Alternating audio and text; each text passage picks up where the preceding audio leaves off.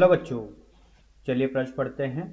दो गुटकों ए और बी के द्रव्यमान क्रमशः 3m तथा m है। ये आपस में एक द्रव्यमानहीन अवितान्य डोरी से जुड़े हुए हैं। इस पूरे निकाय को आरेख में दर्शाए अनुसार एक द्रव्यमान रहित स्प्रिंग कमानी द्वारा लटकाए गए हैं। डोरी को काट देने के तुरंत पश्चात ए और बी के त्वरण के परिमाण क्रमशः होंगे। 4 विकल्प दिए गए हैं, बच्चों बताना कौन सा विकल्प सही है। तो आइए बच्चों, प्रश्न के लिए सर्वप्रथम मुख्य अवधारणा की चर्चा करते हैं। मुख्य अवधारणा, तो देखिए बच्चों, यहाँ पर जो मुख्य अवधारणा होगी वो कुछ इस प्रकार से होगी। ये बच्चों एक दीवार है और इस दीवार से बच्चों एक स्प्रिंग लटकाई गई है। इससे बच्चों एक m द्रव्यमान का कोई गुटका लटकाया गया है और एक डोरी के सहारे एक दूसरा एक m द्रव्यमान का। इसका द्रव्यमान m1 है और इसका द्रव्यमान m2। अब बच्चों यहाँ पर क्या होगा, इन दोनों द्रव्यमानों की वजह से बच्चों यहाँ पर क्या होगा, इसका भार लगेगा नीचे की ओर। ठीक है, इसका भार बच्चों नीचे की ओर लगेगा। वो किसके बराबर लगेगा, m1 धन m2 g के बराबर लगेगा। अब बच्चों इसके भार की वजह से एक स्प्रिंग में ऊपर की तरफ बल आएगा जिसे बोलते स्प्रिंग बल।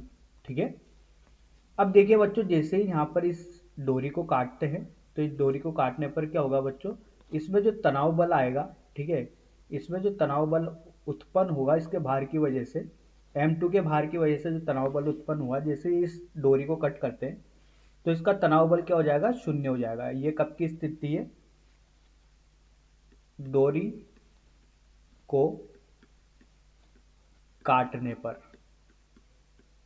डोरी को काटते तो तनाव बल क्या हो जाता है, शून्य हो जाता है। लेकिन बच्चों ध्यान देने योग्य बात यह है, स्प्रिंग बल शून्य नहीं होता। स्प्रिंग बल शून्य नहीं होगा बच्चों, इस स्थिति में तनाव बल क्या हो जाएगा, शून्य हो जाएगा।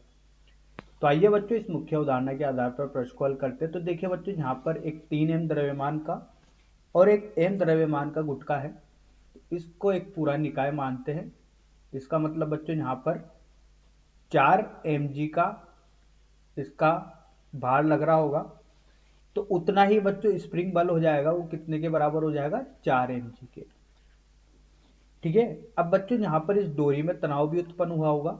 ठीक है, इस डोरी में तनाव भी उत्पन्न हुआ होगा।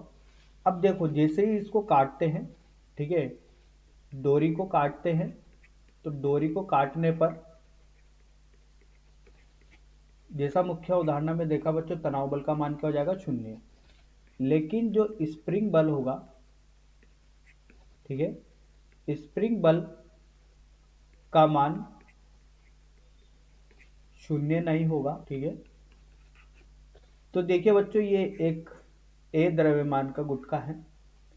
ऊपर की ओर एक बल लग रहा है 4mg और नीचे की ओर बच्चों यहाँ पर एक बल लग रहा है।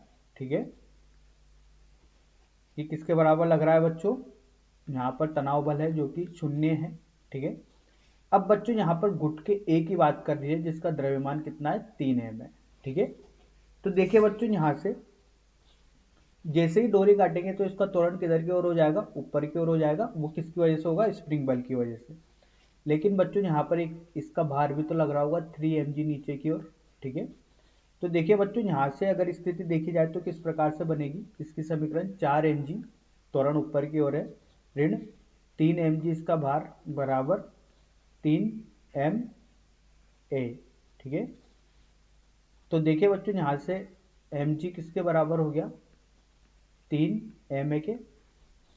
तो ये a का जो त्वरण है बच्चों, इसको a का त्वरण लेके चलते हैं तो ये किसके बराबर होगा, g/3 के। और इसकी दिशा किधर की ओर है, ऊपर की ओर। इसी प्रकार से बच्चों अगर यहाँ पर बात की जाए दूसरे वाले गुटके के लिए, तो इस पर तनाव बल ऊपर की ओर लग रहा है, इस पर सिर्फ तनाव बल है, इसका त्वरण नीचे की ओर होगा क्योंकि इसका भार नीचे की ओर लग रहा होगा। ठीक है, तो बच्चों ये mg किसके बराबर हो गया, ma/b के। तो यहाँ से a जो b का त्वरण है वो किसके बराबर हो गया, g के। ठीक है, तो यही प्रश्न के उत्तर है बच्चों, इसकी दिशा नीचे की ओर है। तो पहला विकल्प g/3 कोमा जी। दूसरे विकल्प में देख रहा है तो g/3 कोमा जी बच्चों यहाँ पर विकल्प सही दिख रहा है। आशा करता हूँ आपको यह हल समझ में आया होगा। धन्यवाद।